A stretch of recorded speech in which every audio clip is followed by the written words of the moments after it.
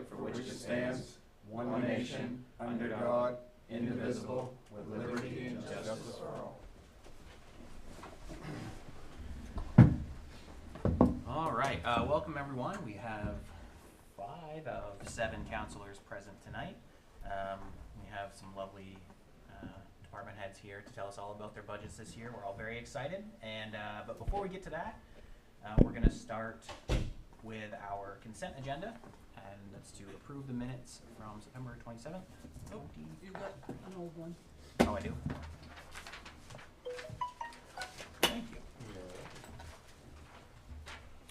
Scratch that. We're going to start with old business and move into the Echo Lake proposal.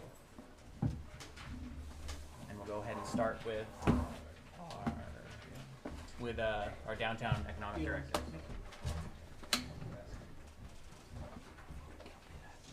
Good evening, gentlemen.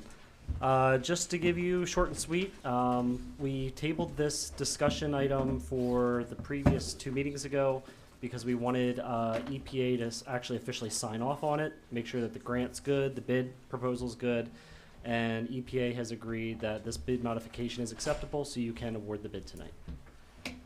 That's a short overview. That's really short. Yeah. That's really good. Was there any other comments from EPA or the people we were waiting on? You know? Nope, it's going to comply with all federal regulations of BABA and Build America, Buy America, and U.S. Steel. We have to comply with that, so it's going to be okay with that. Just a quick note: the deduction in paving costs is $90,000. That's alternate one that's in the bid proposal. So what we're doing is we are excluding that, and then we are going to earmark about $45,000 for the Public Works Department to do the paving because it's cheaper to go through their paving contract. But other than that, that's the motions in front of you, and answer any questions you might have. City's match is $305,043. And so once this is completed, how will things move forward with the Echo Lake residents? Just like it always has been? Yep. They're not going to take ownership of this? So the agreement says we have to keep it for 2 years after the system is fully operational. And then at that point in time, if they want to form association, take it over, they can, or they can just keep paying the user rates to the city.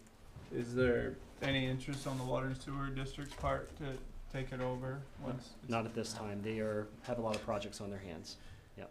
Okay. But as things change in 2 years, we can certainly approach it.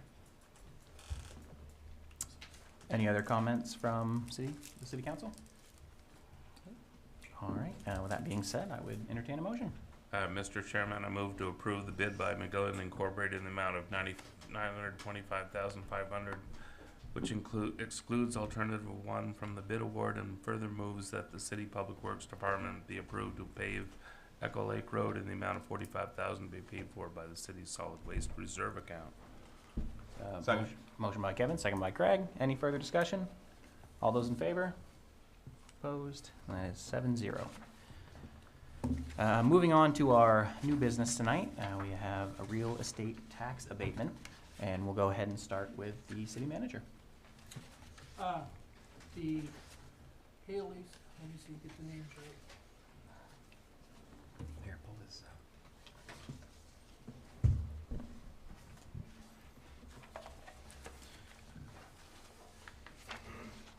We'll get there. So it looks like there's a piece of property at 540 Reach Road that they are willing to donate to the Presque Utilities District in lieu of taxes. One more page. Taxes owed are $67.80. There we go. Yes, you said it exactly right. They are offering to donate that property to the utilities district in exchange for just the back taxes.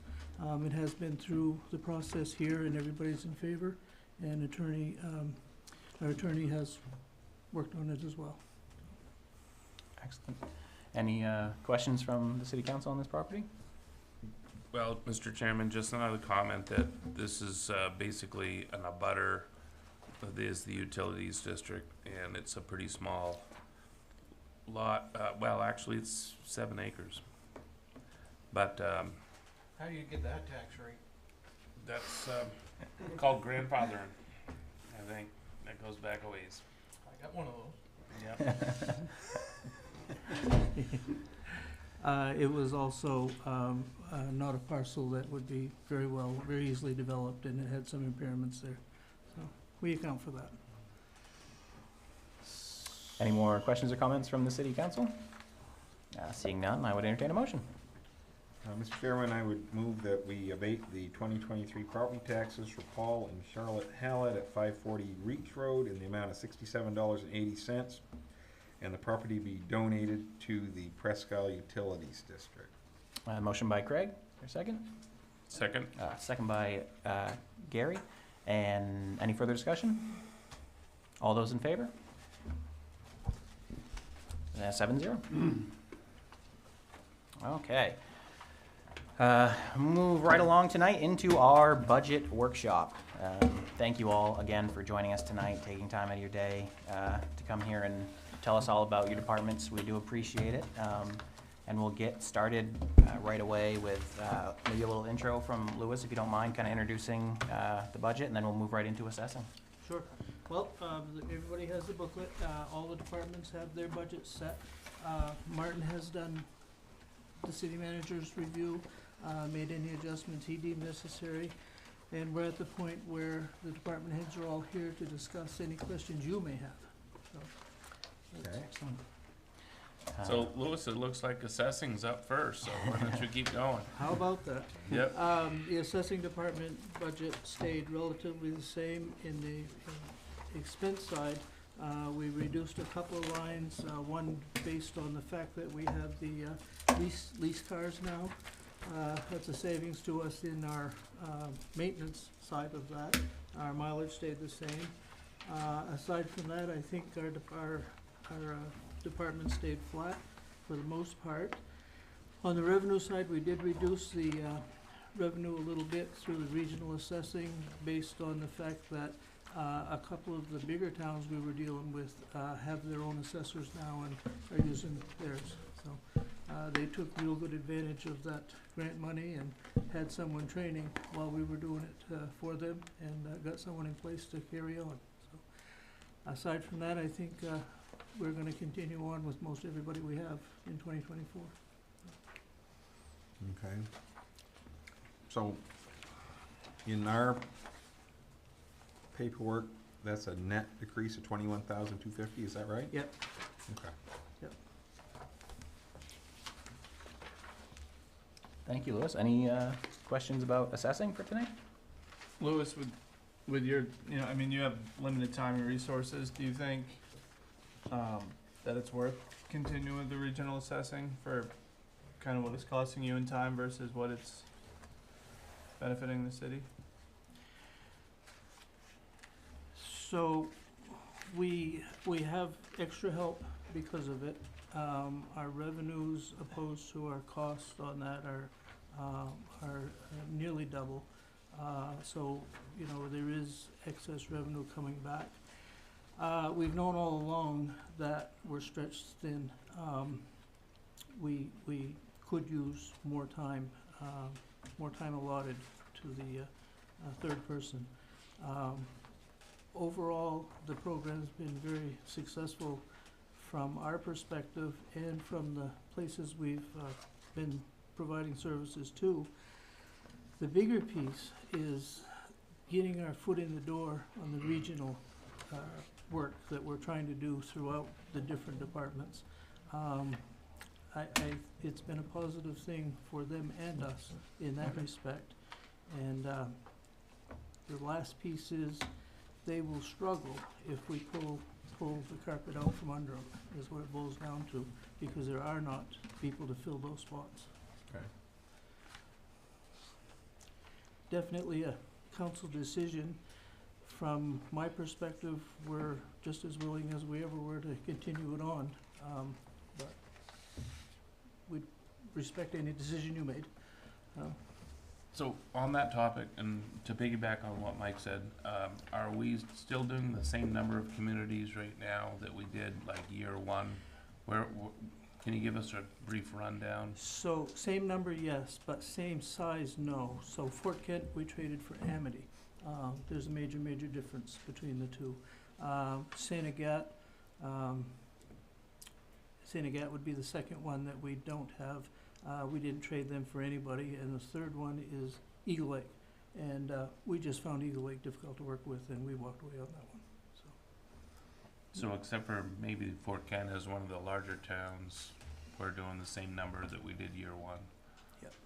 And is the county reimbursing us at this point Not at still? this point. That grant ended after year 3.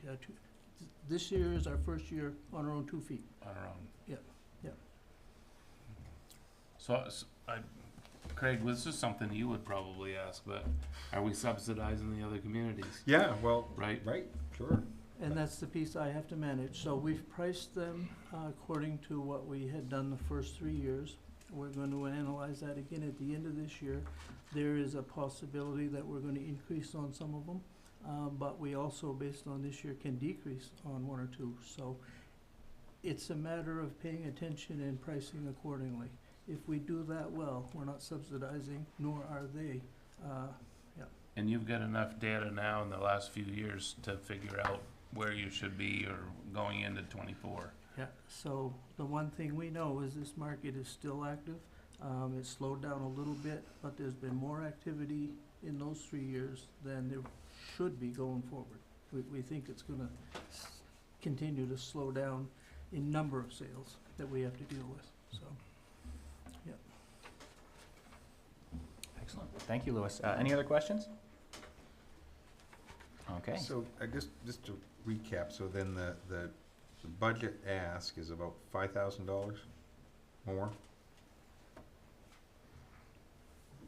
From 23? Yep, Okay. 209 to 214. Yeah, okay. And what were we, you said that were you keeping the rate the same as the past 3 years? What we're charging them, we are analyzing that every year. So we did this year give everybody an estimated rate, and we're looking at that. You're talking on the revenue side now. Yeah. Yeah. It's showing $65. What's that? It's showing $65. Yeah.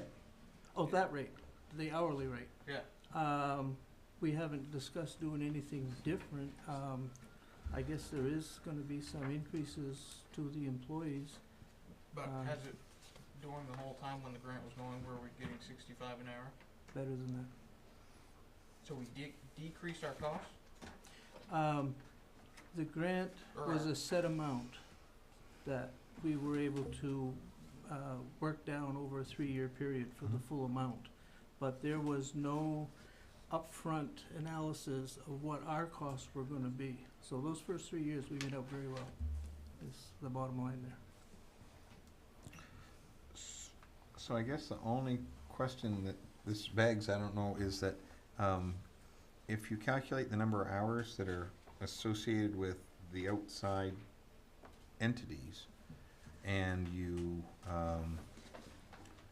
said you wanted to increase that rate to make up the $5,000 difference, would that be an onerous amount to charge extra on an hourly rate, or no? No, we have not gotten any pushback on the rate, on that 65 at all. What was it roughly equivalent to during the grant? Well, the difference in the revenue was about 100,000 that we were charging, that we were getting from the county, down to, that first year was 81 on our own. That first year on our own was 81, so there was a. Because we dropped all those towns. 20. 20 towns, yeah. No, that grant was a very, very Yeah, productive thing for us, right, but also for them. I mean, they didn't have choices out there. right. I don't know, it just seems like a very low amount per hour for taking on that much risk and time and. It had been calculated based on employee cost at time and a half is where the number came from. Okay.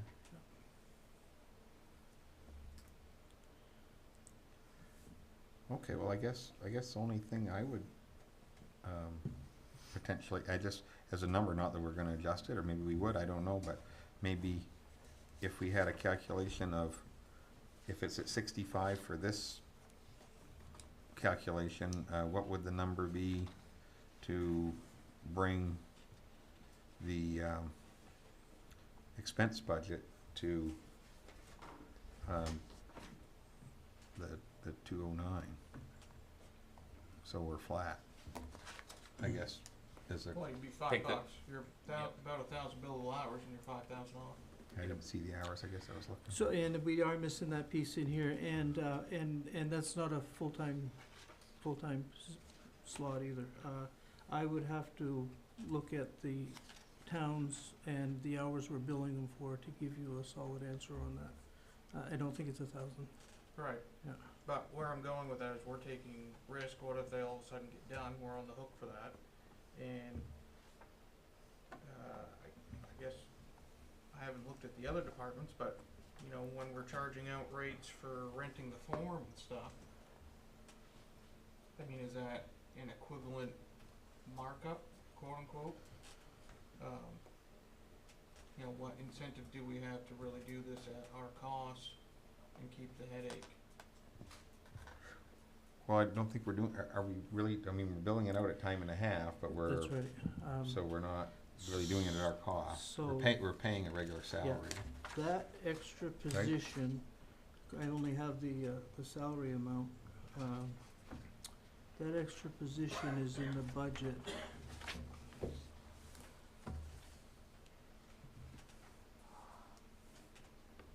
Contract assessor, at 28, almost 29,000 is what that position's in the budget for. And that's only the salary, that's not the wages, the benefits. No, that's in benefits too. That's what the yep, sorry. Okay. Yep. So And we're predicting a revenue of 60. so we're about double. So there's some mileage to add in there, but that's really about it for extras, is the fuel we use going around. Okay. Excellent. Again, it's your,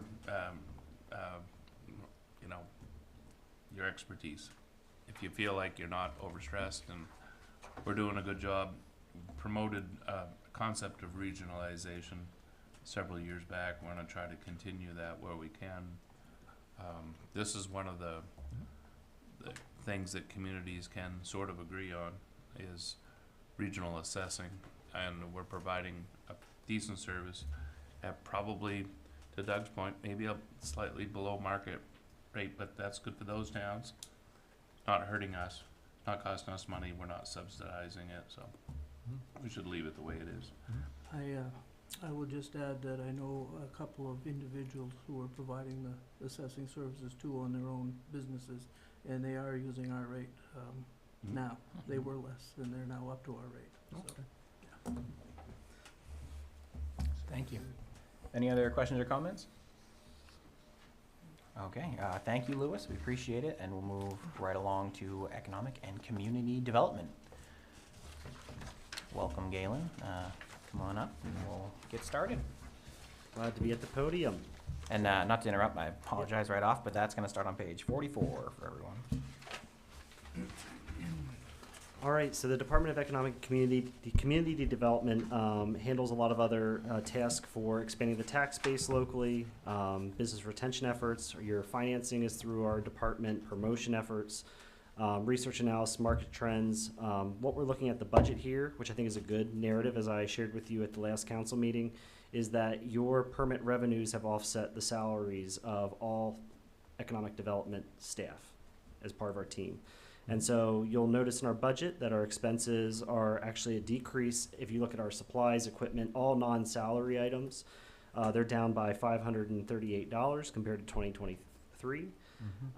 We are seeing a total budget impact based off our revenue calculations of a 9.6% decrease overall in our budget impact to the taxpayers based off our revenue forecasts. And that is based off of some commercial developments we know are going to take place in 2024, such as the Napa project, NMCC's childcare. There's 5 solar sites. Vault is doing their headquarter location, and then there's a proposed animal shelter up at the base. Besides, the industrial park has a spec building plan. So between all those commercial activities, we think we're comfortable with the 120,000 in projected permit revenue for 2024. As for outstanding items, you'll notice in office supplies, there was a slight increase in there because we do think there is going to be ink cost associated with the new matte printer / scanner. Some developers may want us to print them instead of expediting their plans to the planning board overnight. We will charge a fee. We already talked to the finance department. We will be charging them a fee, so that will be recouped, any costs associated with those supplies. We also noticed a trend. Last year we're trying to be conservative with oil, gas, and mileage reimbursement. We didn't know how this was all going to work with the leasing of the fleet vehicles. It's worked out tremendously well. You're going to see decreases in that budget line item because we're utilizing that vehicle. And then I think the most important section that will probably get the most discussion is the discussion of introducing a part-time code officer. So this is part of our transition planning part. You'll notice in other towns across Aroostook County that it's getting harder and harder to find replacements for code officers. We think Presque can lead that effort. Through our permitting software, we're already starting to see more virtual activity and be more efficient with our time. But with a part-time code officer, there are times where our full-time code officer is not available. He's on vacation, he's sick, and there's developers and businesses that expect to get a letter signed, contract signed, permits issued, and we can't do that without the code officer being there. He's the only one that is appointed by you all. And so we would like to have a part-time to fill in at 20 hours a week. My hope, though, because I am seeing a trend with some of the smaller towns, is that we can start the conversation to have those other towns pay to make that a full-time position. I think this is an easy sell for a regional perspective because it's not really going to cost the taxpayers in their general fund if they're charging the permit revenues. So it's based off the user rate. If they don't have the permits, if they don't have the activity, they're not going to be paying for the service. I think we can make a go of it with it. And the other position is an intern. So we've had 2 interns now for UMaine, one in Presque, one down in Orono. We're trying to earmark $5,000 there for a summer intern, and we'll try to match that with other matching funds to spread that out for maybe 2 semesters this year. So that's the overall budget in a nutshell. So, any questions you so have? the ask for the new officer, that part of the budget is how much? That'll be $24,000 for the part-time code officer. Okay. Okay. But I think it's a solid plan. I think you're yeah. seeing Easton, Fort Fairfield, like they're all. Well, we're very busy. Yeah. I mean, you've got a lot of things going on, so. I'm glad you put that in, Galen, that, it's forward-thinking, it's not putting all your eggs in one basket, although, Tim, is he here He's not tonight? Does a fantastic job, but it's only one guy, can only get to so many sites, and we know there are more things on the horizon, not just from a building perspective, but dilapidated homes, dangerous property. We didn't soften that last year, but we didn't do as much activity on that as we did the year before. I suspect that that's probably gonna come up and bite us in 2024, so having more boots on the ground is probably a good idea there, and I'd support that increase. Any other questions or comments for Galen? Seeing none, I think you're all set. Thank you very much. Thank you. And we will move right along to facilities.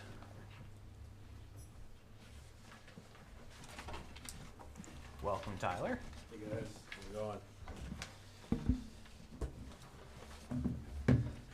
So I guess mine would be probably more questions from you guys than my questions to you.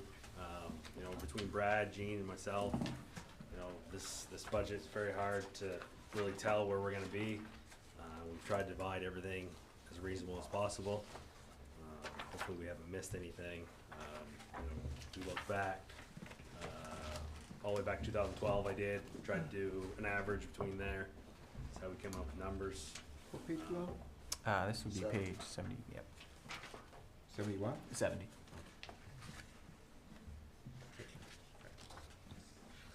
obviously, like, some stuff is very easy to separate from the rec, as if, you know, if it's maintenance, pretty straightforward. Some of the other stuff was a little bit difficult. You know, more questions come from you guys. So basically, you guys pulled all the other, what you could, put it all together in one deal. It's year one, day one, it's a starting point. It's a starting point and that's it. I mean, hopefully we'll be, you know, within ballpark, but it's really, Yep. it's really hard to tell where we're gonna be. Some line items are straightforward, others are not. You know, we've been out assessing several facilities. We found lots of things. You know, most of these departments don't have much of a maintenance budget. If they do have one, most of the money's already been spent. So it's something we need to discuss, how we can address these items. So we're gonna have to add that to our capital plans and Yes. future plans, right? Yep. I guess my biggest question is like, in a lot of the facilities, there's still a repairs and maintenance line item, like the library's got one. Yep. I think Public Works has got one, and then, you know, oil and electric's still in the buildings. Yep. Like, if we're gonna do a facilities department, shouldn't all that stuff kinda go to facilities? Or, Well, the problem with like the oil and electrical, you gotta be able to track them, building the building. Yeah. So, you know, yes, we can kind of oversee that, but I think the bill, I mean, I think Brad agrees, the bill really should stay okay, with the department that way. that's fine, but like, why would, Track everything. should your department just have a budget for like your employees and what you're gonna do, and then each building has its own repairs and maintenance, or like what have you guys thought on that? Yeah, so each building's gonna have its own, that way it can be tracked. You know, you can't just have one lump sum and pull it from one place to another. You know, you gotta be able to track it, each building, definitely. So are you talking repairs on the buildings that our staff would be doing?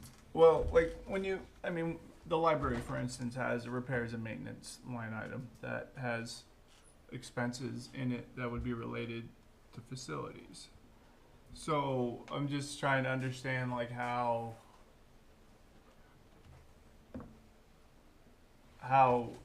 you know, how we're dividing things up. Like on the surface, it doesn't make sense to have a facilities department and then still have repairs and maintenance to the individual buildings. Like it almost seems like it should be broken up within facilities, but for the individual buildings, I don't know, Yeah. but maybe. It can be done a couple ways. It can be done like that, or the facilities department could tell each department what they need to budget for that maintenance side. Okay.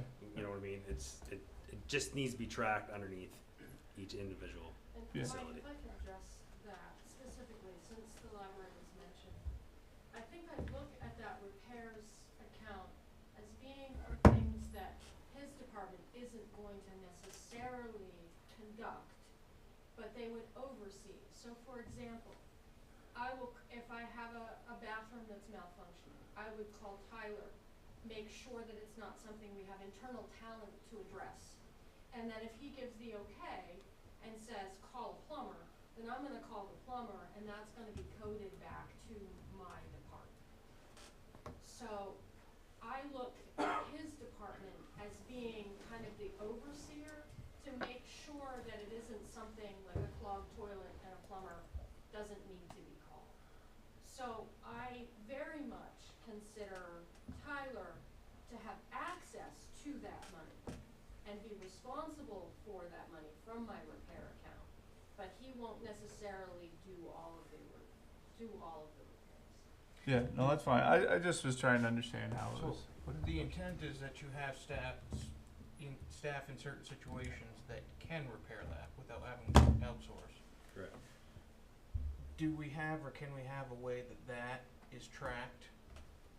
Almost like a car dealership and a service department, that they're kind of separate, that they bill each other, not necessarily obviously exchanging That's a good way to, funds, yeah, make sure to keep. but, Yeah. so they know that, you know, you saved 20 grand in fixing the toilet every week at the library. Yeah.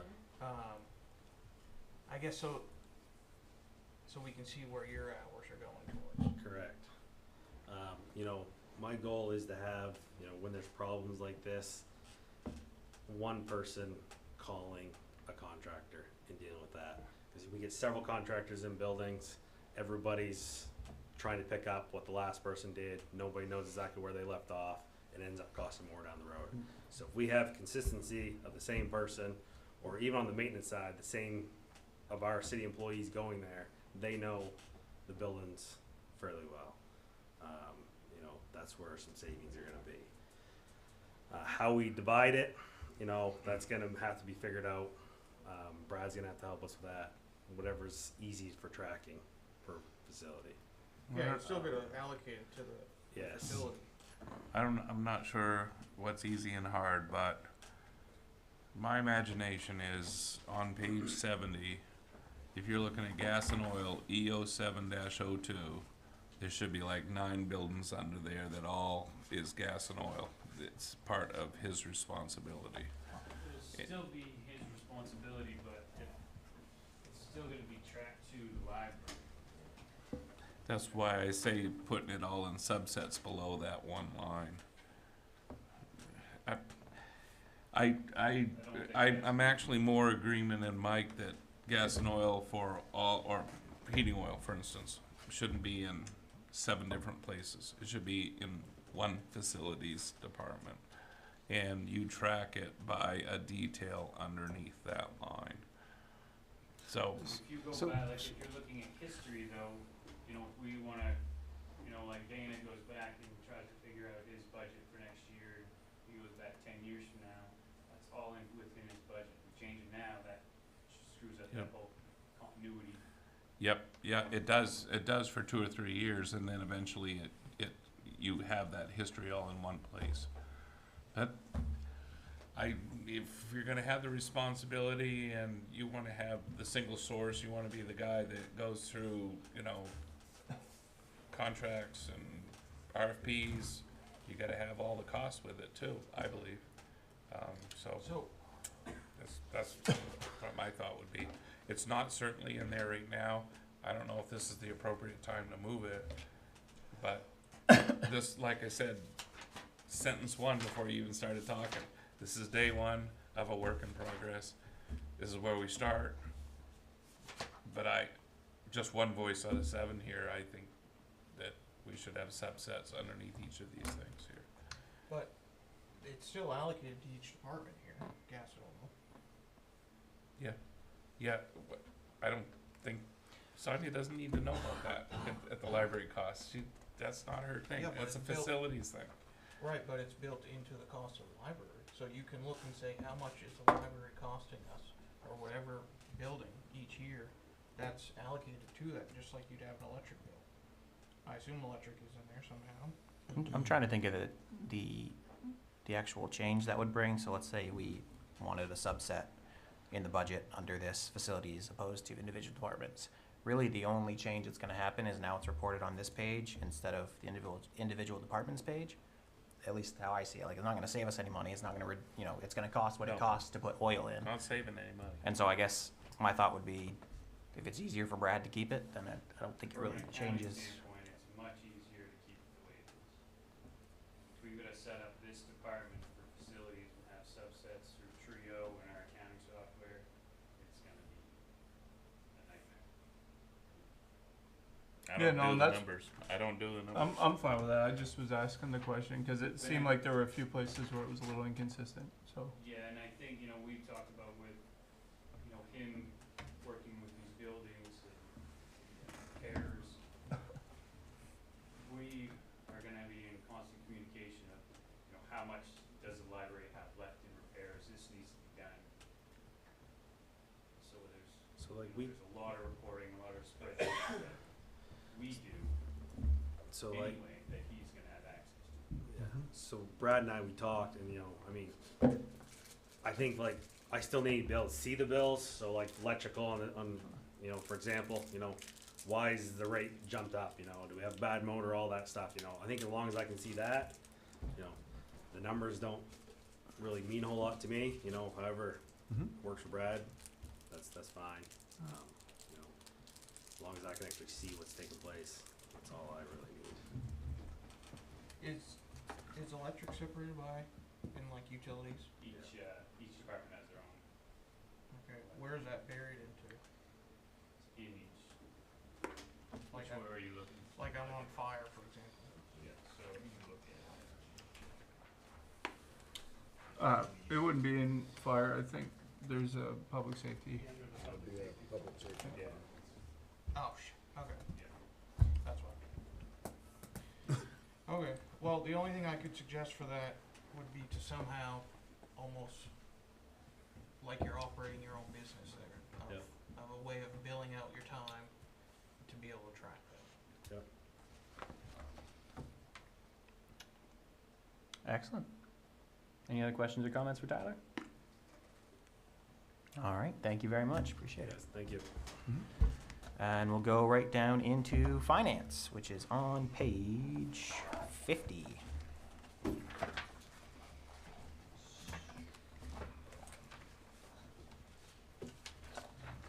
So with finance, everything stayed pretty much the same. The expense line item has increased by about $17,000, and the main reason is the audit services.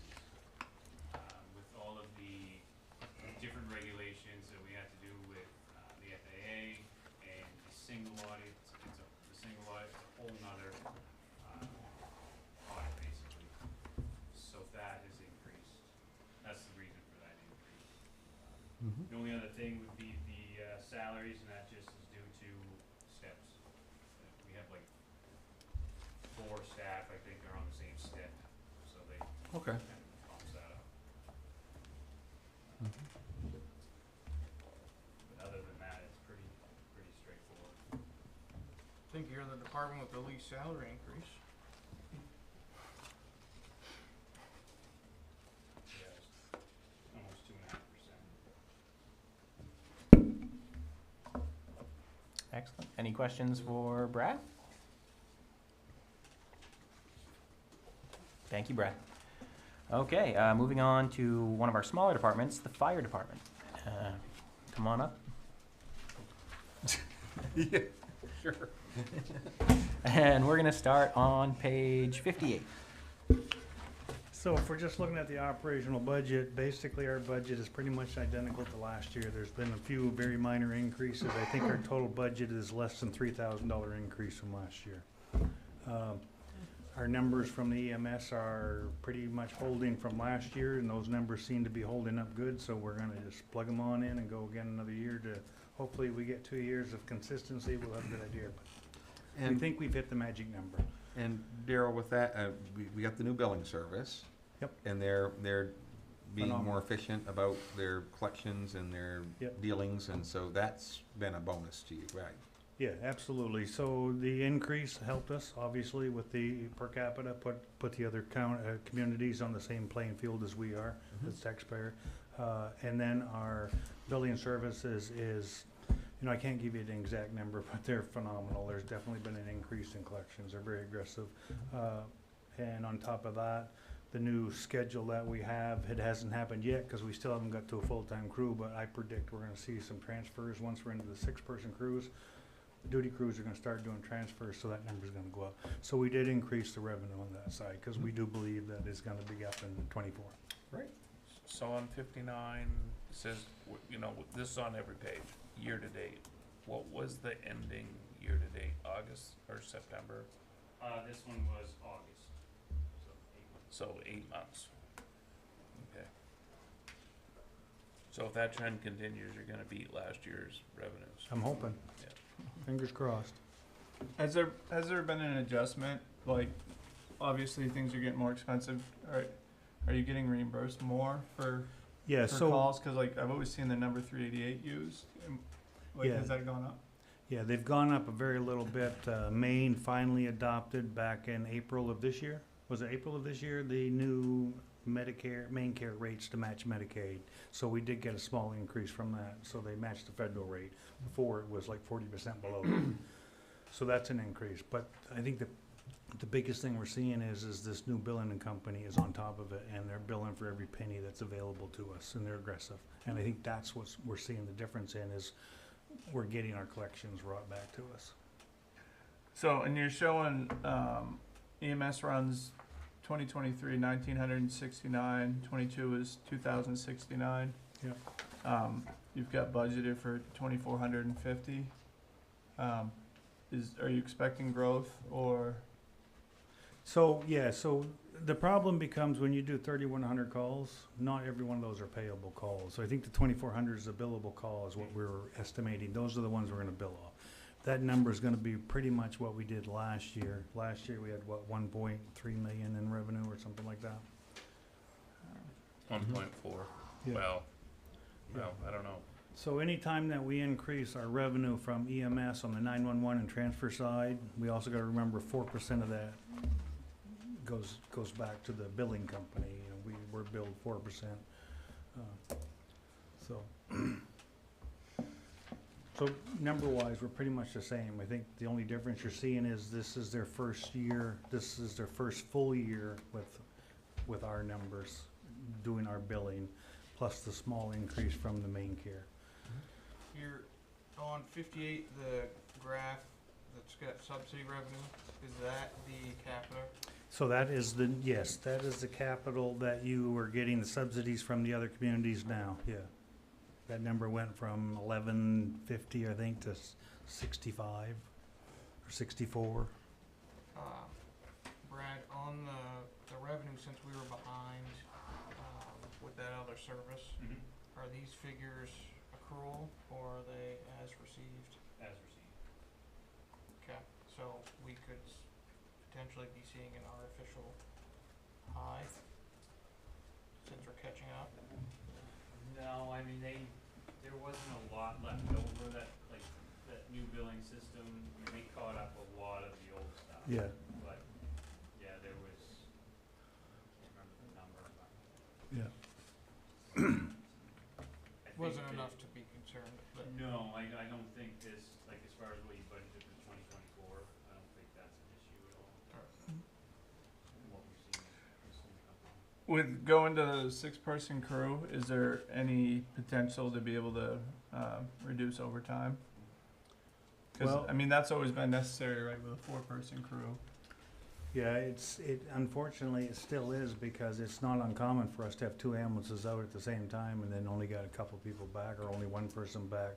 And the key part of this also is that once we're at 6-person and a Bangor transfer comes in, duty crew's going running down to 4, so then we gotta backfill. So we've been trying to get off-duty people to come in, it's just not working. So quite honestly, it's like, okay, we tried it their way, it didn't work, now we're gonna do it my way, which is on duty.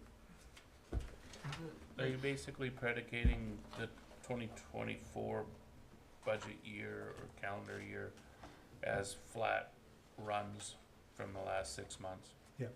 Pretty much. What we've done the last 6 months, that's what you're thinking next year. Yeah, I mean, our numbers, if we look at month to month, are pretty much consistent what we were doing in '23. So I expect our numbers not to drop off. They don't normally drop off, so, yeah. You're So still what, doing Param? well, here's the problem. Caribou finally caught on to there's money in that, and now they're doing the calls, so we only get a few. But we still go and we still bill, but once they found out that you can build a community themselves, they decided they'd start doing the ambulance calls. We do Washburn?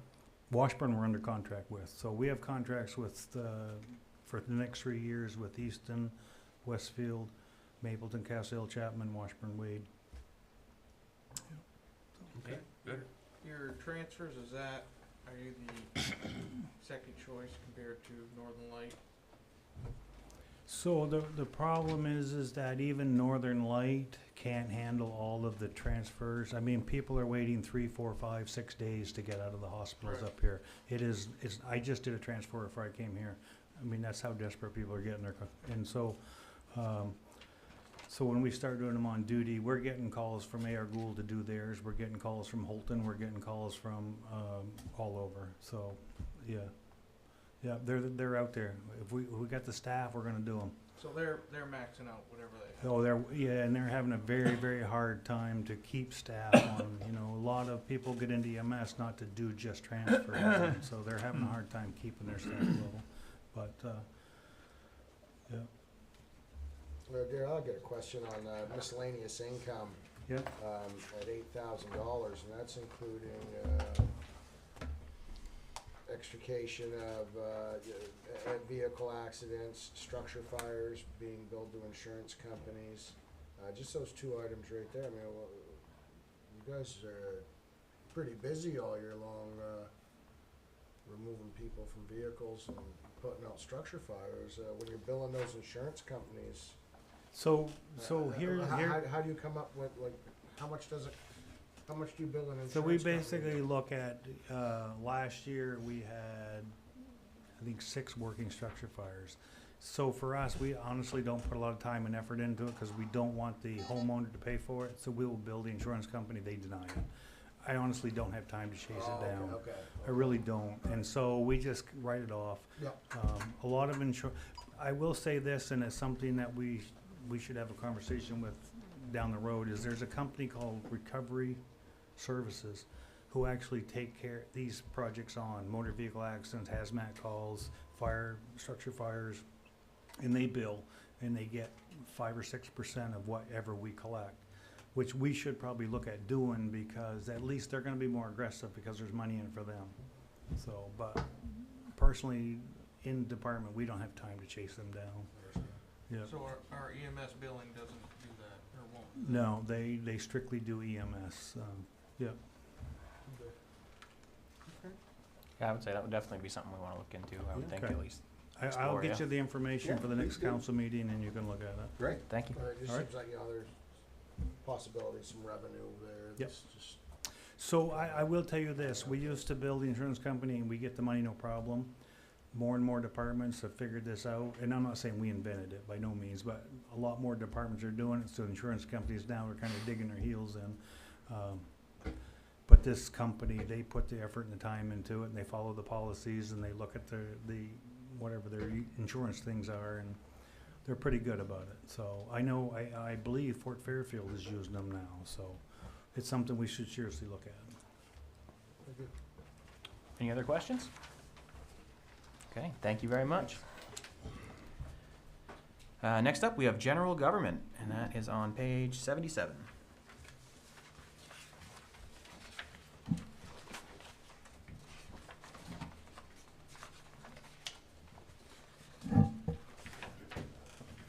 Is that you, Louis? No. Do we not have general government here tonight? Someone for? Brad, can you lead that? Yeah, Okay. yeah, it was, Martin, the head of that department, but, go to page 81. There's a decrease of about 35,000 from 2023 to 2024. The main reason was, we had one staff member that was half-time for that department that's retiring, so that's the difference there. As far as going through that list, we did increase the electric rates. Fuel oil, we locked in at a little lower rate than prior, and that's really about it. Is that part-time position something we're looking to replace? No. Okay. You brought up electric. Do we know when, maybe this is Tom, when we're ever gonna see our solar contract credits start? And if so, when do we account for that in the budget? I can just go by the history of some existing fields that have been almost fully operational but are lacking the interconnect with Versant. And they've been a year. And I think it has been metered out or administered, or however you would like to say it, by Versant on when it's feasible to bring it online for their needs or abilities at the substations that they're going to. We should be online right now, but I can't look you in the are in, the panels are in the racks, the poles are up, and the transformers are on site, but when the final interconnect will occur, your guess may be better than mine. So, hopefully, or 25 at the In my latest. budget, what I was thinking was that I hedged my bet and put it in at June of '24. Oh, you think it'll be this year? Or, Of '24. yep. Yeah. Just split the difference. And do we that was the entire electric service for the No, whole? half. There's only half of the city's bill. We didn't wanna put all our eggs in one basket, so we have a discount on 10% of the power. Not 10%, but 10% discount of half the power utilized by the city. I didn't realize we only signed up half. And that was what, 100,000? That was about 80, Yeah, I think he's close to the right 80,000. savings. At one time, we just figured that was just about how much we cost in terms of, at that time, which was probably 5 years ago, it was how much we were burning in streetlights. So we just said, okay, that solar's gonna pay for the streetlight use for the year, which is like 80 grand. That's why. Well, I think we took the city's entire usage That's right. of electric and cut it in half, took 50% of what that number was Yep. going to be. But in terms of rationalizing, you know, how do you justify the use of the land and everything else? Well, it's gonna power all of our streetlights. So, however you wanna slice up the pie. It was more of not wanting, until it was a tried and tested thing, didn't wanna put all our eggs in one basket, to tell you the honest truth, cause you knew you Right. still have to buy power at night. And during a storm, you know what I mean? You just Right. can't, you're never gonna cut yourself off from the utilities. But when it's running, you're at those rates, we were thinking it's gonna save the city 80 grand a year. In At total? least. Ish. And what it is you actually get credits for the amount of power that you bought, and you don't wanna overbuy your credits either, cause it's lost money if you don't use it all. Any other questions for general government? Okay, thank you, Brad. Next up is the library, and that is on page 86.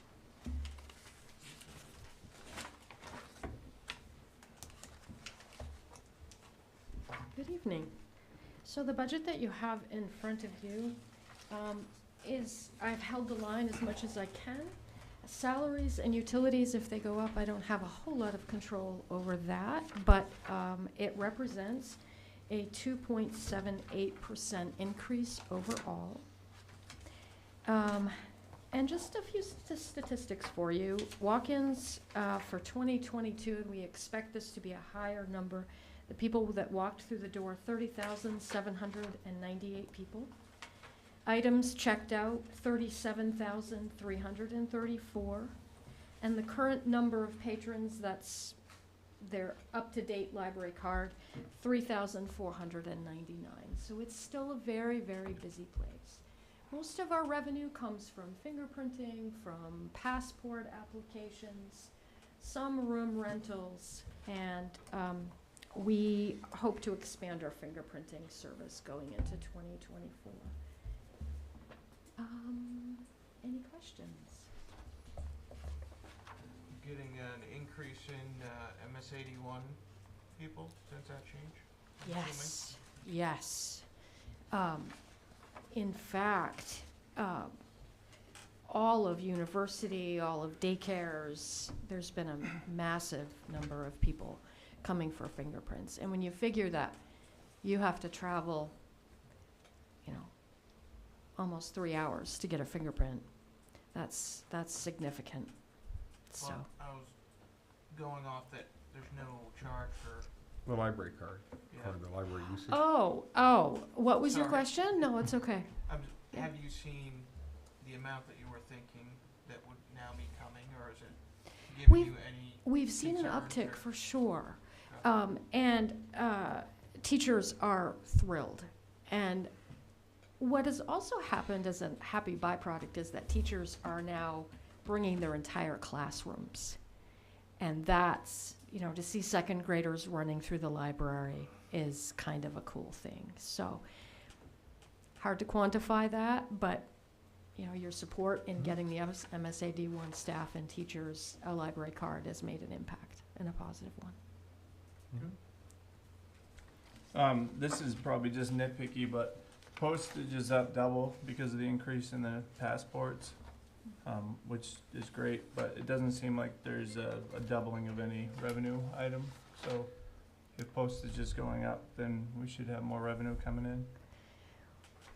Well, we'll probably have more revenue coming in, but it's not going to be, it's not a dollar for dollar conversation. So postage is going to be a certain amount, and we always get a certain amount for passports. So. Yeah, no, I'm saying, like, looking at the budget, it says 156 passports at $10 or $11 for freight, but then under the revenue item it says that we sell 5 per month.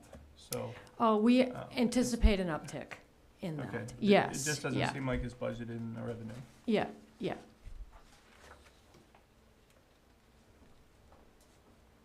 Any other questions? Thank you, Sonia. Thank you. And we will move on to the police department, which is on page 96.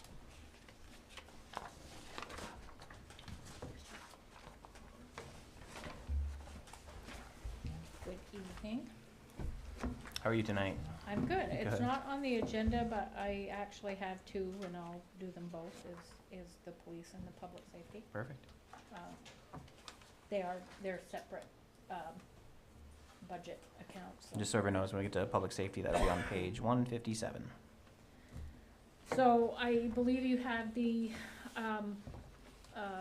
pamphlet, tried to get it down to one page. It has our numbers and stuff on there. Our numbers are, growing exponentially, and we've pretty much kept, for the most part, some accounts are slightly over, some are under.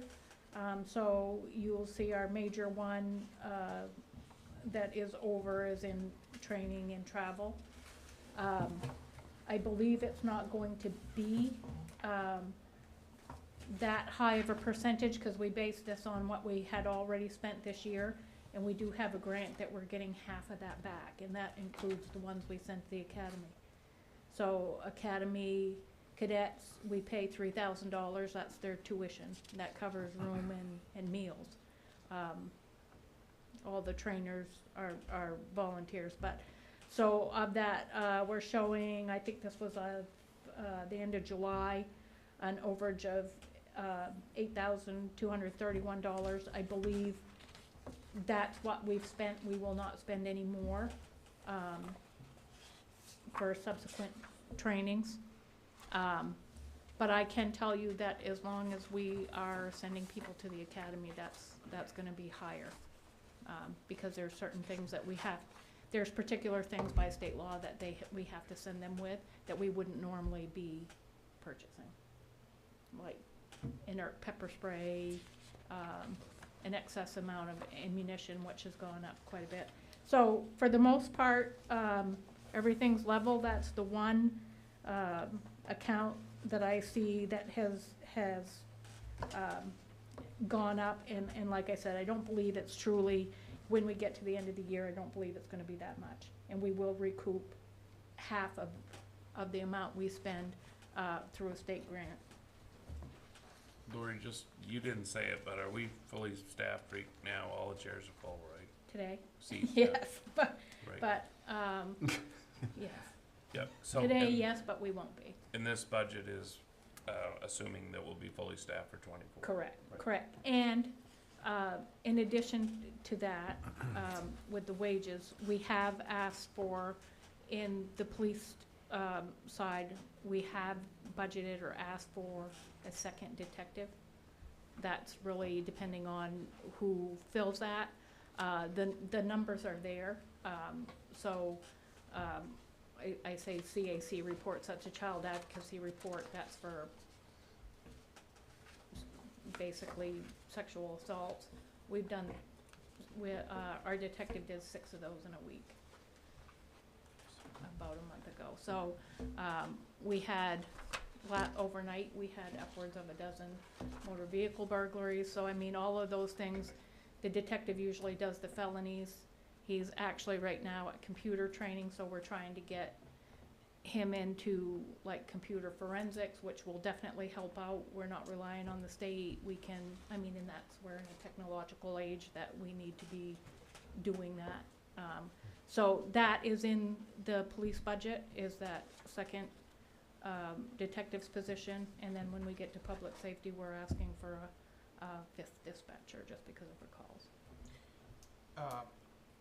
How were you able to keep the salaries basically identical and add in a detective?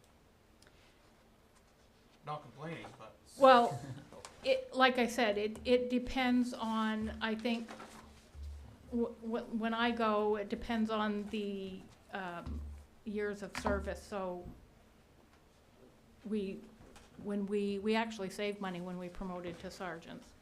We won't, just because of where they fall within in their timeline. People have been here so few years that even though they're at a higher rank, they cost less. And that's kind of what happened last year after this budget was passed. Went into the beginning of this year, there was a promotion, but it ended up saving us money. And essentially, there was, this detective position could potentially be at no cost because there was a position that I don't think we backfilled or was filled. Right, so within we don't have, the corporals, we don't intend on, we have a corporal, but we don't intend on, filling those positions, so those will stay as patrol, and I think that will compensate for that. And equipment repairs, you're down like almost 30 grand. Mm-hmm, Because the new cars, the new cars, Really? and they're leased. and they're leased, so, I mean, they're all new, that's not costing us. And I can tell you, we had, I think Detective Seeley had his newest car maybe 2 days and totaled it. We had the replacement within, I would say, a week and a half's time. Wow. Does that affect us negatively or anything? No? Just insurance. Just Yeah, like the rent-a-car insurance. Yeah, yeah, Took the CDW. right, so, there's a lot of that, and I mean, we have had, we've had like, maintenance costs, but as we replace stuff and get it up to date, it's cutting down on our repairs, so. Where is the car lease allocated in here, or is that? No, that's in capital reserves. Brad, do you have enough information now that you could kind of show us like what the real cost is of that versus what we were spending? Yeah, I know it would be not What is it? exactly clear. yeah, the hard part about that is, the PD was budgeting 1.5 cars a year or whatever. Now they've got Yeah, now we money, have, or, yeah. new cars, so it's, the upfront cost is a lot more, but the savings is, everything's under warranty now, and I think originally they were, I think the original quote was for 16 cars. There were some departments that opted not to do that. And so we're like, well, if it's all one big contract, can we have their cars type of thing? It wasn't really any more money per se. It was just that there were more allocated to us than we were that. able to get those extra 4. If we would've waited 2 years from now or a year from now, it was gonna be low. Yeah, I'd love to see how that Yeah, shakes out if I could.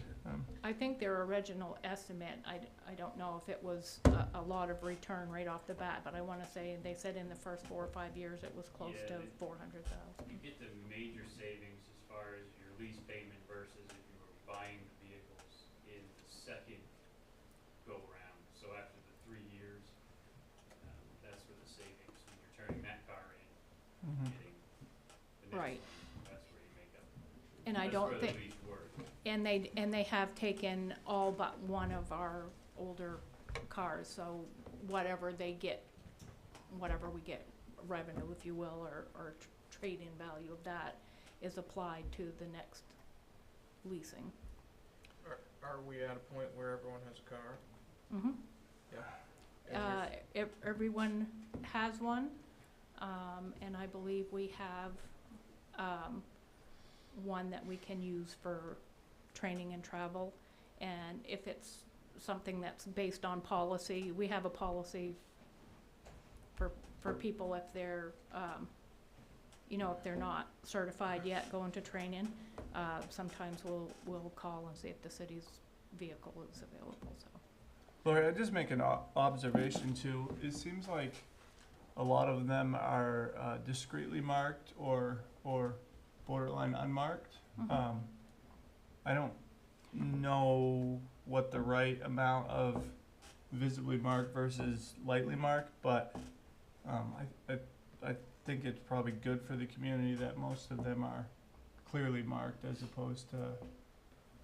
I think it's good to see that we have a police force. Yeah. Yeah. So that's my opinion, but I'd second that. I think we might have had a few more than we needed that were kind of. Yeah, they show up a lot better at night because they call it ghost Reflects. lettering, but it's reflective. So during the day, but you do catch a lot of people Yeah. doing stuff because they're not stand out like that. With the but, extra yeah. vehicle that we have, do you think each one of us could use it maybe for a week or a month or something, you know? Sure, we'll just strip it of everything that's in there that you can't use. Well, you know, we'd surprise a lot of people. right. Are we still the only group around that's doing that? I believe so, but I can tell you that there are a lot of other communities that were looking. I've had several conversations with Fort Fairfield, and I told, because when we first looked, it wasn't feasible for just our department. So I said, well, what if the city did it? Like the state police has a fleet for all of their cars. I said, if we did it for the whole city, would that be cost saving? And they said yes, but in which I've told them, I said, you probably for the police department can't swing it, but if they did, I don't know what they have for city entities, but I mean, they'll even do bigger vehicles. They do vans. And then So, G's going. yeah. Oh, really? So overall, it's still a good draw for employment? Excellent draw for employment. That's a big thing. And so we had a conversation not too long ago. We also have a policy that you don't get a take-home car until you're certified. So we had a lot of people. We had a few that were Good taking cars home, Yeah. and I said, when you can hear, because if they sign on from the car, it comes up on the dispatch that it comes from a certain vehicle. And I said, so-and-so signed on from home, they shouldn't have a car. And so it's incentive for them to get trained and certified. Well, And if they're outside the city limits, if they live outside the city limits, we do deduct, I think it's $5 a week out of their pay to compensate for the gas and mileage. well, if it's working for us, we don't need to share too much with Fort Fairfield or other towns. No, and I don't think they wanted to use ours, but we were just, he wanted to know how that worked out for us. so, Yeah. yeah. Well, glad. While you're right here, of course, we have the numbers and we saw them in your recent Mhm. report, but could you just kind of, Mhm. our staff in your department has done an unbelievable job of policing, and I guess the question that some of the public, they just aren't aware of the volume. Could you kind of just briefly discuss what the volume that the Presque Police Department deals with versus the Sheriff's Department and the state police? Yeah, so we will exceed all of the sheriff's department probably by 600 to 1,000 calls, and that's just within the city. They run about 12,005. We're over that already ourselves, so we'll probably top off a little more than 13,000 calls. We're running about 1,000 calls a month, or more. So, Craig, do you think that is worth the public knowing that? Yeah, well, saying that this is one of the things that, yeah, I think it is, because I think the public needs to know that very often, I think they're saying, and you hear this, you know, say, well, where's the policeman when you see the speeder running down Main Street? Where is the, you know, where are they? And the answer is, they're busy in many different ways. They're, you know, they're protecting children and families and doing calls to people that are in distress and accidents. And then I guess I just want the public to know that they're not sitting at the station eating donuts. Right. They are And we do busy, like our busy, donuts. busy, and they are doing a great job. And if you compare our volume to that of these other departments, they eclipse any department in Aroostook Yeah. County, and that's, I think just, your dollars are well spent, and Yeah. this department is That active. surprisingly is kind of a draw for new employees as well. They wanna be busy, they want the calls, but they don't wanna be on their own in the middle of nowhere.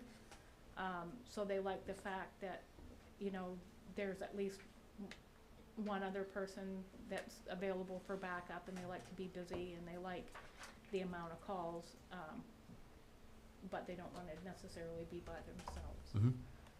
That's actually quite a draw to get people.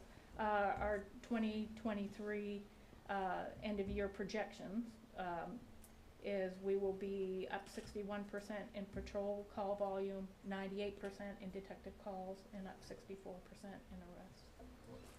Well, and even looking at the numbers further to compare, say, based on population, I mean, Caribou is, based on census, quite close to us, Mm-hmm. but I mean, aren't they like nearly half in calls? Yeah. So Laura, are you asking for enough? I mean, should, based on what you're saying right now, should you not be asking for? If For you more wanna police give us officers? patrol officers, we'll definitely take them, but I know that budget But constraints. do you, I mean, do you need? Absolutely, absolutely. The call volume is there, and I can tell you, like, if we, the overtime would be offset or go down by that. Especially if we've got people at training, or, I mean, and you can't expect, you know, them to never be sick or never be on vacation, or if we've got three, we have 2 out right now, 3 out on FMLA for either maternity or paternity, and we'll have another one in December, so. Do you think you'll have trouble filling that other detective spot? I don't believe so, because we already have, several good candidates. External? We have a couple internal, which we like. Yeah. right. We have, a few external, and if they're internal and we backfill those, it will likely be with, a lower paid person, just because if they're brand new, unless they come in with Right. several years' experience under their belt already, and they're started at a higher rate, that, that offset pay will be less. Well, where I was going with Mike, you know, if needing more patrol, I don't know what the ratio would be, but adding another one on certain shifts, I mean, you seeing applicants out there that if we give you another $100,000, can you fill it right away, or relatively right? Absolutely, so we will, I mean, I wouldn't say right away, because if they're not trained, I mean, Yeah, yeah. basically, it's gonna take you a year to get somebody that's able to be on the road kinda by themselves. If they're, even if they have pre-service training. If you're hiring somebody that's a blue pin, absolutely. We have one that we hired, this spring. He's from, Texas. He's certified now. They took his Texas thing, and that does take some time, because they have to take Maine law. They have to actually certify in certain things, but he's on the road lots quicker than people that we've had for over a year already. Laura, could you get us some comps of other police forces that have similar call volume to you, Mhm. and what their forces look like? Yeah, absolutely. So And actually, 13,000. I believe that, Chris Hayes already has that, because he's been calling around, but I'll get those. Thanks. Yeah, we're severely under, departments of the same volume and types of calls, so staffing wise. What's the difference, Kelly, between the population of Caribou and Presque? Any idea? I'm not really sure. I think that, I'm not sure what their population is. Ours is 9,200. Yeah, we're closer to 10, I think, and they're closer to 8. Yeah, but You're we, more, a couple grand. but during the day, we, We're significantly more than double, Yeah. more than double, just because of the universities and the workforce and the industrial park, you know, and people coming over. Walmart. Has anybody done any studies or anything to see why maybe our call volume is so much higher than like theirs and stuff like that? You know what I mean, to see where the trouble lies? It's because the majority of the services are here. Yeah, Service center. yeah, it is a hub. I mean, we have the hospital, we have service centers, we have an industrial park, we have 2 colleges. That brings people in and services bring people in, but that also brings people looking for, you know, housing and mental health care and, you know, addiction places if they opt for that. It also brings in, unfortunately, our homeless population, which takes up a lot of our time and efforts lately. Mm. So, Downside of growth. yeah, I mean, it comes, you know, I guess it's just, like you said, Doug, it comes with the growth. I mean, you can't only have the good, you're gonna get the offset of that, so. Not that we necessarily have it right here, but do you probably have, or maybe Chris has some reports maybe we could share that address like the different clinics and different things that have, like the methadone clinic, for instance, here in town, if there's anything directly related to, or you know, and maybe a little better report on the homeless situation that ACAP promoted and different things, and maybe we could get a better sense of where those drivers are. Right, and he has, I can tell you, he has several meetings this week and next. So there is a big change in the mental health, the way that works. We're kind of like butting, I wouldn't say butting heads, because we're willing to help each other, but like the hospitals, they don't want to take mental health patients. They don't want us showing up there. If we do and it's beyond our control and they're in protective custody, they're wanting us to spend the entire time that person's, even if they're admitted, with them. That's going to take a lot of time, a lot of overtime, and a lot of money. And They got 2 people sitting there all the time watching Netflix. they don't want to keep them. The problem is you have, you know, you have this comorbidity of the people who have mental health illnesses are also addicts of some sort, or they just have physical ailments and they're tough to deal with. We have one individual in the town, I think in a month's time, or in the first 6 months, or so far this year, we've done nearly 400 calls with this one person. Wow. One person.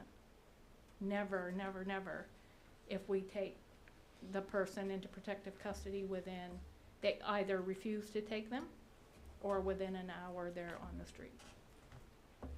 That's because they said because of their particular situation, they can't help them. Just mental health. Yep. And I mean, and this person is usually, is a cutter and likes to display knives and that type of thing. So it's not like they're just simple, and they said, we're not gonna take them. They're like, put them in jail. Well, you can't put somebody in jail for being mentally ill. If they're in custody and they have charges, the jail's not gonna take them because they're not cleared mentally. So, I mean, we'd like to help them and they'd like to help us, but neither one are gonna, they have an individual up there that's been up there for 4 months. If we were sitting 24/7 for 4 months, because they're in protective custody and we're the ones that took them up there, that's a lot of money. And the last time I spoke to the hospital administrators, they were supposedly on the road to working something out that, I'm like, you know, Bangor has officers in the hospital, they have tasers.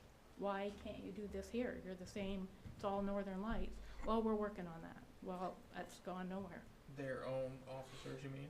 Yeah. Okay, not a Bangor PD officer. No, they're like hospital security that have some sort of maybe law enforcement background or something. So Chris has a meeting, I think, tomorrow.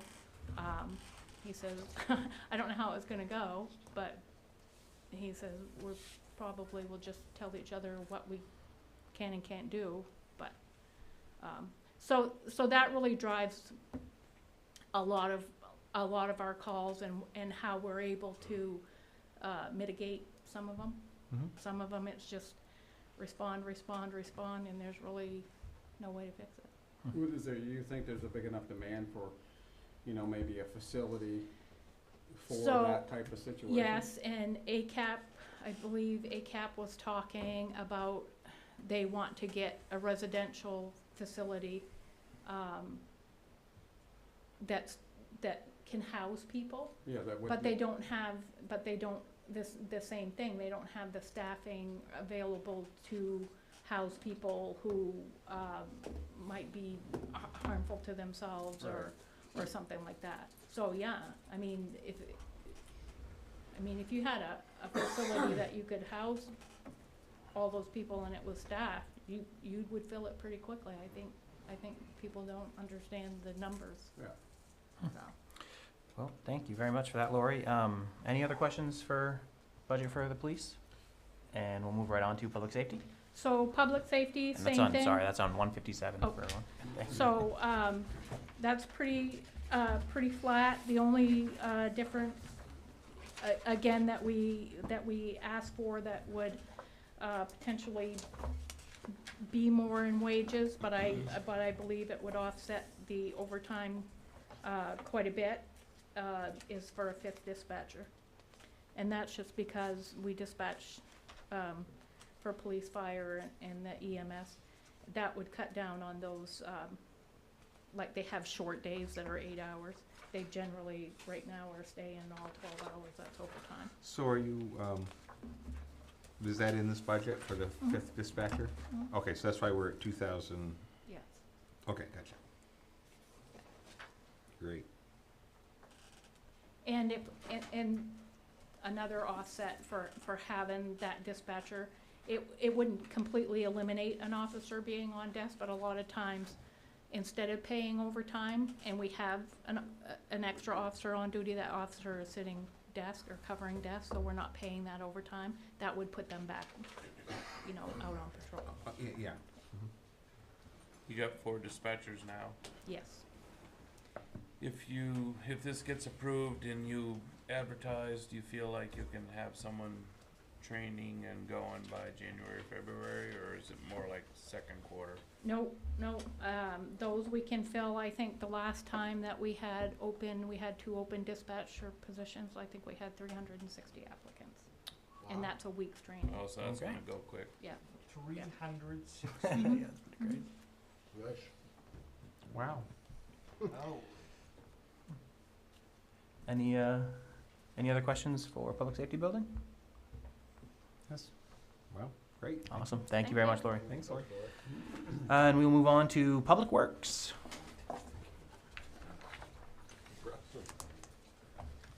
And that is 106. Welcome. Hey, Early. Public Works is only up by little over 1%. We've got a lot of line items going up and down. Our biggest is asphalt, for several different reasons. The price of asphalt's gone up so much in the last few years. DOT's doing less, and we're not chip sealing. Another big one is salt. Our salt budget's gone up by a considerable amount this year.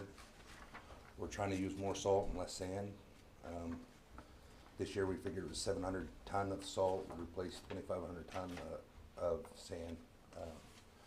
It's a little bit more money, but it saves us on rounds of trucks going around, so it's saving us fuel, it's saving us, our graders going out on overtime trying to peel up the hard pack up the roads. We didn't have to do that at all last winter, so that was a big help for us. Other than that, I think our budget's pretty well the same as it's always been. Any questions for me? Paving was, that's the big nut, paving, Sure. you explained earlier that we're chip sealing less and putting more asphalt down and all that, I get it. Where, are you forecasting paving costs per mile to be flat or down? I'm forecasting for about $5 a ton raise for next year. That's what we're going with. So just almost flat? Yes, it's pretty close to being flat. That's less than we thought we were gonna be at last year, so. Yep. It's pretty close to being flat. Yep. Your salt, is that, just curious, is that similar to like a paving that you get a bid for cost per ton for the whole season or something, or? But we do, we're lucky enough to be able to, get the state's prices, so we've got the cheapest prices we can get. It is up by $3.20-something this year over last year, so that caused some of the increase on salt as well. Harley, the big item I noticed, and it might come up under capital, is the culvert that failed on the Egypt Road. Though the culverts on the Egypt Road Can you just explain what that is? It's $1 million, right? We are estimating $1 million. We really don't. We've been doing some research trying to figure it out what it's going to be to replace it. DEP won't let us put culverts back. It's a fish-bearing stream. They don't want that. It's a kind of a big deal. We've come up with a bunch of different prices, anywhere from $700,000 to $2 million. They're all over the place. I mean, we can't get a solid bid from comparing projects. They're just not the same. What do? You make it like a little bridge or something? Yeah, it's theoretically we got to put a bridge in of some type, like a concrete type embankments. Yep. And that has to be city funded, not. It there's no does help from the because state. the AADT is not high enough for the state to cover it, so it's called a LURB, which is a low use redundant bridge. So the traffic count is under 100, so the state won't touch it. So it's fully on the city. I don't know if this is maybe pie in the sky, but where it's benefiting the local wildlife opposed to putting in a new culvert. I don't know if there's any avenues there for recreational grants or environmental grants, but there is some for helping us to do the study to figure out what bridge it is and stuff. We've looked into some of it as already. There is a little bit of funding there to help us. We're still looking, of course. Sure. And is it like a failure such that it needs to be fixed next year, or is there a little bit of time there? It needs to be ASAP. We do have some video of it. I don't know if we got it tonight. No, when we go over the capital, Okay. he's got a good video. We videoed Okay. the insides of the pipes, and they are definitely in despair. We put a Band-Aid on one of them this year just to, hopefully, it makes it through the winter. We're crossing our fingers and kind of expecting spring to be pretty rough on them, and it's probably gonna find out in the spring. Whereabouts on Egypt Road is this? It is right by the four-wheeler crossing, those 2 5-foot pipes across the road. Okay. Yeah, stop and take a look, stick your head in one. It's So our the bag. road is still passable in that? It is passable right now. We've got it back, Band-Aid back together so that we're passing it. We are looking in to see what we can do to restrict weight limits on it, kind of keep the big trucks off of it a little bit, help us out. If not, we restrict it too much and we're not allowed out there, so. One thing that comes to mind is down to University of Maine. They have their bridge in a backpack program. It's a wooden bridge program, and they used one over on the bypass in Caribou a few years ago. Okay. And the University of Maine has that program, and they do engineering and they do stuff and build small bridges, basically. Mhm. I'm wondering if it'd be worth a call to them to have them comment on it. Sure, it's a good idea. That in National Guard? The National Guard might, I don't know how that ever Yeah. works, but. maybe. Open to anything. Harley, you said Tell them they it's get to blow where it up first, and then they it can fix crosses it. They'll probably Williams do it in a Brook? minute. What's that? You said it's where it crosses Williams Brook? It is, yes. Okay. any other questions for Public Works? Do you have, out of any of the departments, do you have streetlights in yours? We do, You do? we do. Okay. I don't know if now would be an appropriate time, but, we've talked on and off in the past about, areas that are, lit unsatisfactorily or just flat out not lit. And I don't know if it would be worth looking into. I don't know how to go about it, but basically I think that we need to add some streetlights in certain areas, and obviously that would be at an additional expense. Whether it be just adding lights onto a pole or, you know, up in Tom's neck of the woods, putting in poles. So I guess I wanted to open that conversation. Yeah. Sure. You're talking about Central.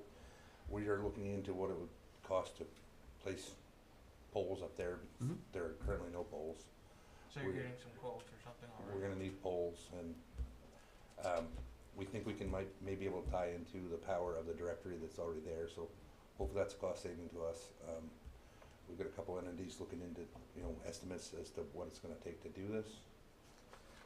We just haven't got the numbers yet.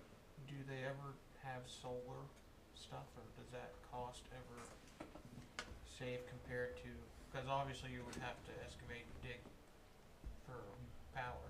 Right. Do they have solar type lights like that, or? I really am not sure.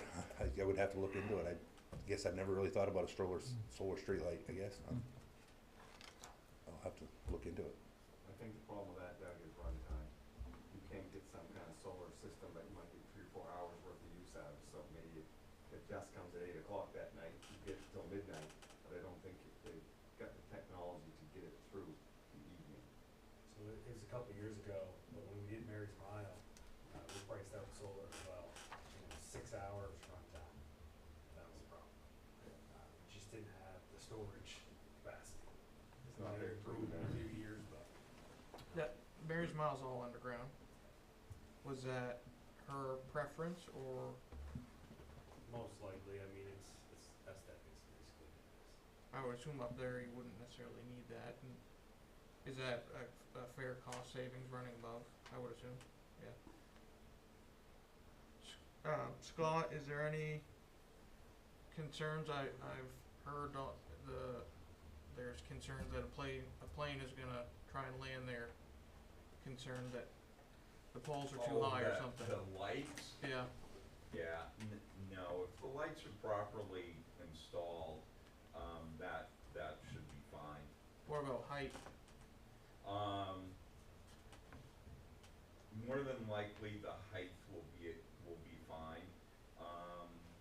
I would just recommend once you decide where to put them, and you have the lat one and the height of them, we just do a 7460-1.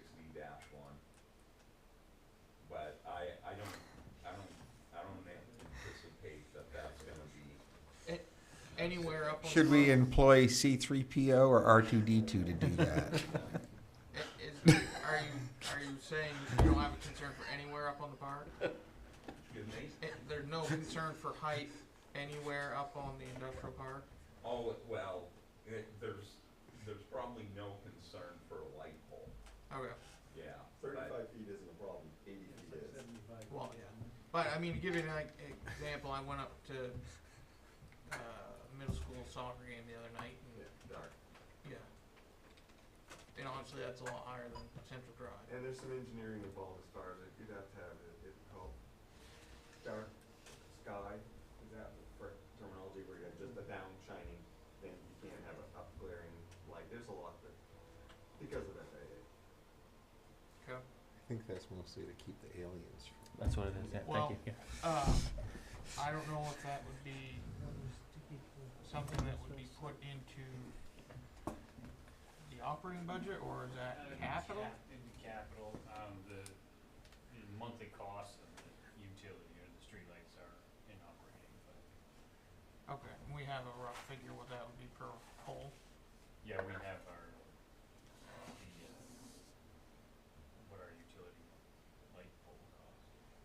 would those be like what's on Maysville, or are they? Yeah, Because don't we own those, but then everything else is leased or something through? right, Maysville, we still. We own the ones on Maysville. So can we add on to, is it like a contract with Versant that if you wanna put light on an existing Versant pole, we can get the same deal on new lights, or same rate? Versant's given us a ballpark estimate of 18,000, but there's no poles on Central Drive. Right, but I'm saying say up by the school or something, or anywhere else in town. I don't know. They'll do the work and charge accordingly, and then we'll pay by the kilowatt. It depends on whether they own the fixture or not. If they own the fixture, it's a flat rate. If we own the fixture, then we pay by the kilowatt. And what do you mean 18,000? To set up, Dollars. to set a pole and a light, you mean? No. I don't know what the spacing is, they just gave us a ballpark number. They want 10% down to do real engineering, and we said, well, we're just kind of trying to get an idea. So their idea is 18,000 to run enough poles and lights to light up Central Drive. From Okay. Edgemont to Parsons. So the whole project for 18, Yes. that's cheap. Not that I wanna spend someone's money, but, okay. Excellent. Any more questions for Public Works? Really bright yard lights. Thank you very much. And up next is Rec and Parks, which is on Thanks, Riley. page 125. I think you have a handout for rec and Oh, parks. that's right.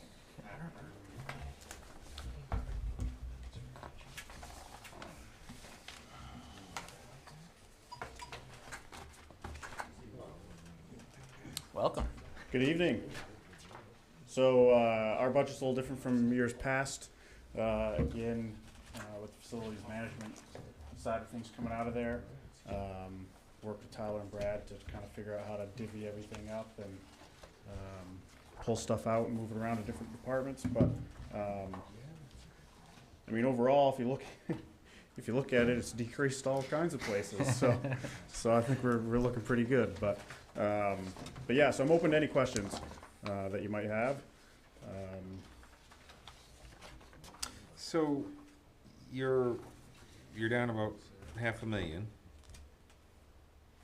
Yes. right? Yep. Roughly. Yep. And then Tyler, yours is up how much? 800. But you got 259 in revenue, right? So yeah, okay. I just yeah, okay. Yep. Okay. So I guess the thing is, again, yours is kind of a work in progress too, because you don't know. It is, because a lot of items were easy to divvy up. Like we've got actual electricity accounts for each building and that kind of stuff that we can pull out and do. But then there's other things that Different applications. office supplies, for example, setting up a whole nother office over there. Right. Janitorial supplies we always ordered kind of together, but we didn't break it out by building. So, Right. So it's a work in progress. Right. We'll be through the next year. I think the 2025 budget obviously will be a lot more precise on what we actually And- spend And in and this, bring in. you've got a programmer, some. You've got a programmer and some other new positions, right? Yeah, so we'll have Figured a programmer figured in, and then we will replace our deputy with an existing employee, or if we hire out, we haven't quite figured that out yet. But we still have kept our custodian in our budget and haven't moved it over to facilities budget. Okay. Okay, I would say we're probably in a pretty similar place where Yeah. your budget's gonna change Yeah. astronomically over the next year or two. Yeah, like some things were easy to break apart, and other things were really, tried to throw a percentage at it and see where we land. Any immediate questions for Rec and Parks? No, doing a great job. I see a lot of different programs going on. I see advertisement for things, and boy, that whole expose there of all the kids that are in the rec ball game, softball and such. That was awesome. I mean, there was like 30 or 40 pictures there of all the different things going on. And Yeah, participation's been really good. that was a great We've had thing. we've had to add extra soccer teams. Looks like we're going to add some extra basketball teams this winter. So participation is very strong. It's always I amazing. think your social media presence helps that out a lot. Yeah, and that was one of our goals last year was to build on that, and it's a goal of ours for So 2000. that's cool. Every time that you see a post by Rec and Parks, it's Yeah. always a cool post. You Yeah, know what I mean? yeah. Be it vintage pictures or you know, Yeah. an update on. Yep. Well, we're just trying to do a better job of telling our Yeah, story. no, it's pretty cool. Yeah. I think it's working. All your part-time, is that always minimum wage, basically? No, not always, especially now. It's hard to get any experienced help at minimum wage.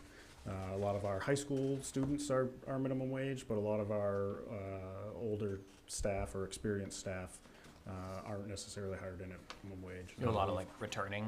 We've got a lot of returning, which gets some raises, but we've got just some older, more experienced staff that you're not hiring in at minimum wage. And that's been a nice thing for our programs too, because we've had some continuity with some adult coaches and adult staff on board, which has been nice to have. Any other question or comments? Okay, No. thank you very much. All right, thanks guys. And we are moving right along. Let's go to solid waste. And we are on page 142.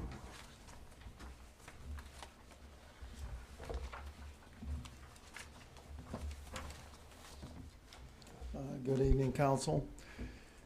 Kevin and I are on the board of Heuristic Waste Solutions, and Presque is a co-owner of Heuristic Waste Solutions, along with the Presque, Fort Fairfield, and Caribou. I'm sorry, Fort Fairfield, Limestone, and Caribou. The AWS board has not even seen a budget yet, so I took my best effort at this. In general, our revenues exceed our expenses. So we charge for tip fees for landfill waste. And we pay our AWS basically a lower fee. So our revenues exceed expenses by about $114,000. So that's the good news. We're holding permit fees flat, so those that buy a permit to go to the landfill, which is now a transfer station, the plan is to keep those flat in 2024. The tipping fee will go up $2 a ton from 85 to 87. So that's for Presque residents. Contracted communities are paying $103. So it's a good deal for Presque. The major expense is what we pay Heuristic Waste Solutions. They are finishing up 2 new cells right now. It's like a landfill expansion, but 2 new cells at $6.5 or so million. So the debt is going to increase a lot. Well, I looked at their budget and took an estimate. So we're still on the positive side. We're still making, our revenues are more than expenses, but we're less than we were in 2023 because of the increase in what I think it will be for the loans for the 2 new cells. Yeah, and another piece of it is recycling revenues for 23 were down, and they're not forecasted to go up all that much for 24.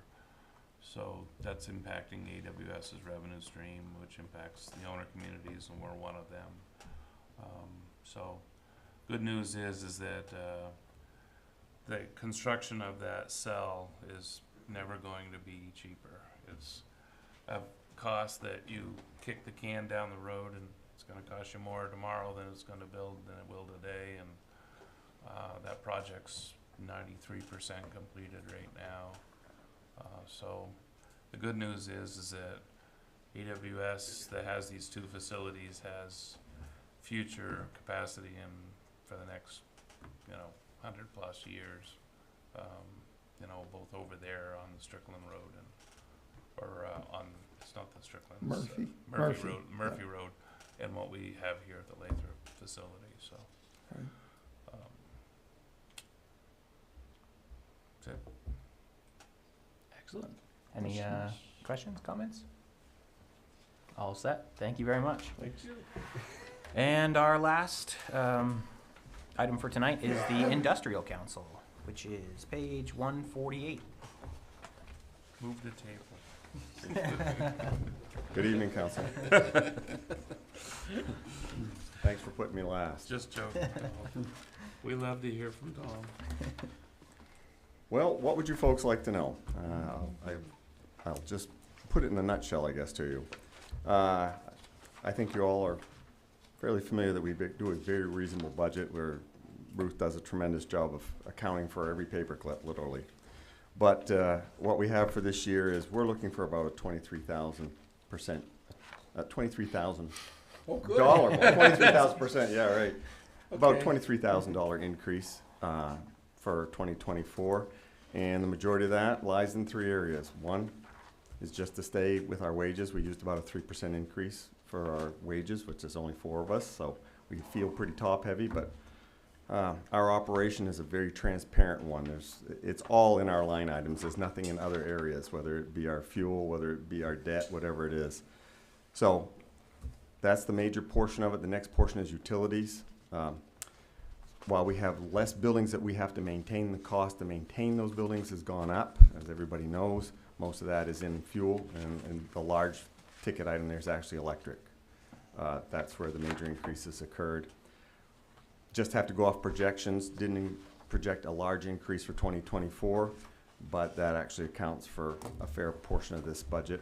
And then there's a small increase in our maintenance line, and when I say that, if you want to fix something, if you thought it cost $1,000 last year, or 2 years ago, it's $1,400 or $1,500 now. So just those increases by what we have to operate, there's $3,000 or $4,000 right in that item, even though it's a fairly small item. But you take 5,000 here, 5,000 there, and pretty soon you're at $20,000, and that's how the math is run. I love your pie charts. They're pretty black and white. They're pretty blue and white, aren't they?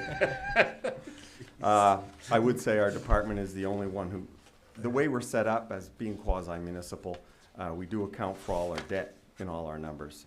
So I don't know if the council is interested, but in the past 5 or 6 years, since 2018, we are now probably carrying about 3.9 million in debt. But our assessed value on those assets is between 11 and 12 million dollars. So we are still paying down our debt, and actually our debt will actually increase in 24 when we finish up our next building. But we have pretty much an overall combined summary of probably 10 years or less payback with all of those buildings.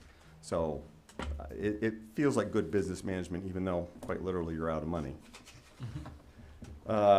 Questions from anybody on anything? Mr. Sear? Like those street lights? Yes, sir. Do those ever get, I know it's all city's money, but do those ever get allocated to like your area? How is that? Typically, that would not be underneath our line item, no. Okay. Public Works is more that world. We're happy to work with them and work on numbers, and I've actually asked for a few numbers too. Versant's number, if they're willing to do that for that number, I would call them tonight and lock that in, because I don't know that that's going to be very accurate. If I think something costs $4,000 in electrical, it costs $7,800 when it's done. We got that in writing from them? No, Janice works with Harley, get that number. Harley, is it in email or was that a phone call? You know? I'm not positive if it was either way. Don't know. I have an email, but I think it came from Janice, so I don't know. Price is subject to Questions, anybody else? Can Janice Sweet talk any deals with you and get a better deal I on will this? bring Yeah. Janice on board in a heartbeat. Between her and Ruth, I don't think anybody will stand a chance. You're probably right. Yeah. No, Tom, you guys are doing a great job. It's a real source of pride to bring people to the industrial park that are people from the community. I'm thinking of several people this summer that came home, haven't been here in years, and wanted to tour around the community and to take them up there and their remembrance of what was there and tater meal and a few things to see what's there today and what's going on, and then to talk about what's coming with the airport terminal down at the other end. You guys have done a great job. You've done it for years, and we thank you. Well, and the city's support is no small portion of that, so thank yourselves as well. But thanks for the words. Doug? The water district building, Yes, sir. there's another building off to the side.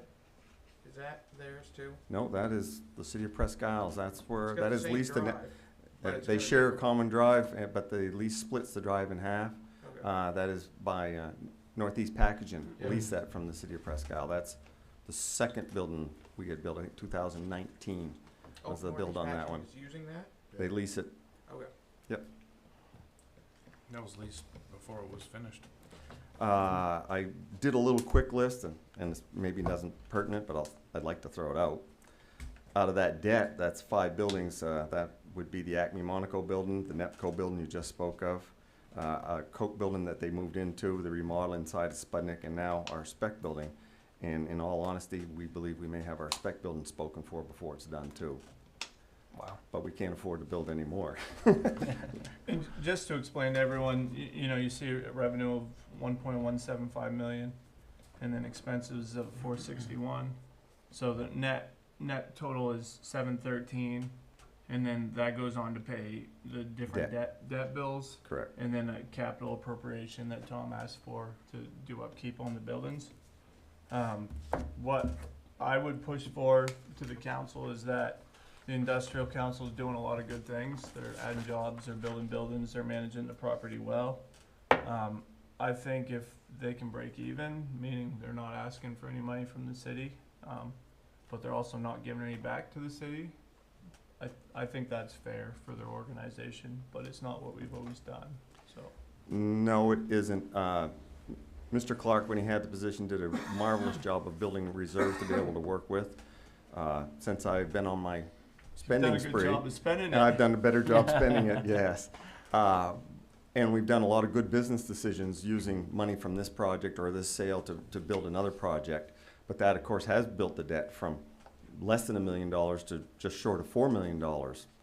But when you review the assets that you hold for that money, it's the buy of the week. Well, and it's also why your rental revenue's gone from 706,000 in 21 to 1.175. So Correct. Yeah. you spent money, but you're making. What I think he's really talking about is like a net zero approach. If we are not costing anything, what we save, what we normally would give back to the general fund, if we could keep it for development fund to be able to build the next thing, might be a very smart move. It's not going to be a lot of money going into that, but in this case, every little bit helps. And it is a good incentive to stay cost effective. So you're not talking about X-naying his $100,000 request he does every year? No, You're talking the opposite of that. I'd like it to be whatever he's made from the city minus, minus his expenses and debt, to equal. So really what's happened is a lot of the growth that's gone on up there has been out of the reserves that the industrial park had built over the years or the deals that have been struck. Quite frankly, you hate to take any of those reserves down below 100,000, even 200,000. It's not really smart to do it because you can spend it so quickly. I think what Mike is alluding to is we should be building almost a growth account for future development, so you don't have the big bill comes in and says, I need another $1 million. Makes sense to me. And it's not a significant increase from what their ask is. Yeah. No. You need a tissue for your drool? Nothing's in writing yet. Where is the new spec building planned? It's already up and they'll be paving it tomorrow. Be there at 7 in the morning. roughly, east of UPS. Yes, it's right behind where we just built the Coke building. We built West Drive like 5 or 6 years ago. It's right behind Coke building, and that will probably be something on our radar to continue that West Drive for the final 500 feet over to Missile. Yeah, but aren't you asking for one in next year's budget? We are Where is that location? at that location. Oh, you built it before you got the money. Nope, the building is paid for to where it is at currently. So we're good for debt right now. This is speculating for '24 what it's gonna take to finish it out. We built it as a shell, and now with likely prospect for tenants on both sides, we believe we should finish it off.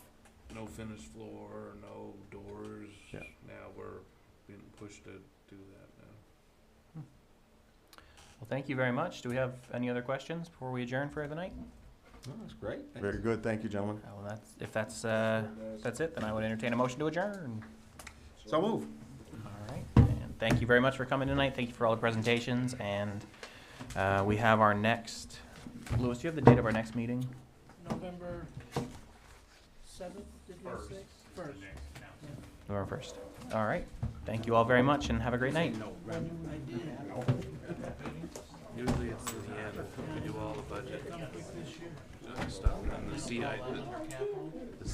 at the end usually. Brad, the CIP's usually at the last session, right? We do all the capital